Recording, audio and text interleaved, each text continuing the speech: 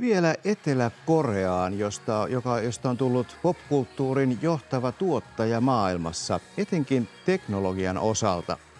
Kirjavaihtajamme Mika Hentunen tapasi Seoulissa lyhyessä ajassa maailmanmaineeseen nousseen Haikii-yhtyeen artistit, joiden kovimmat kilpailijat ovat virtuaalisia esiintyjiä. Hei, hauska tavata!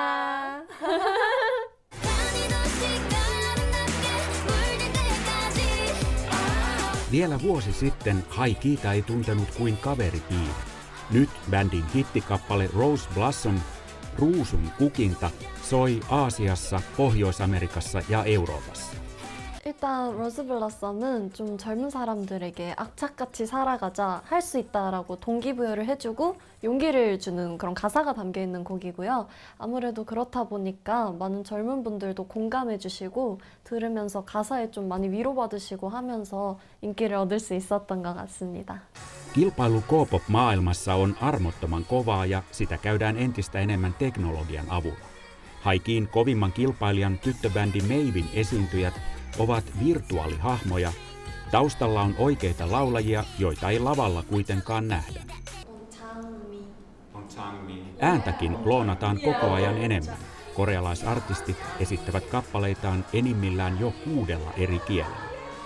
Tämä asettaa perinteiselle bändille haasteita.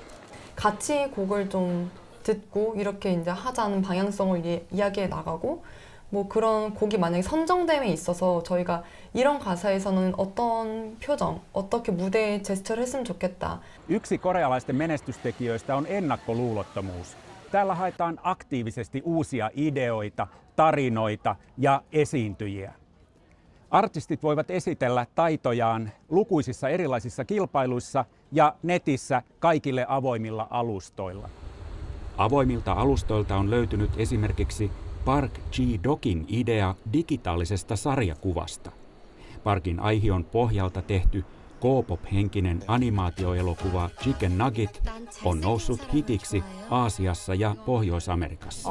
저는 웹툰이나 만화가에 관련된 전공이나 일을 한 적은 없고요. 뭐 전에 조그맣게 창업을 했던 적은 있는데 그것 또한 웹툰과는 전혀 상관이 없는 일이었어요. Parkista saattaa tulla jatkossa myös Haikiin yhteistyökumppani. K-popin bisniksessä pysyy mukana vain, jos kehittää koko ajan uutta. 아마 이 회사가 커지지 않을까.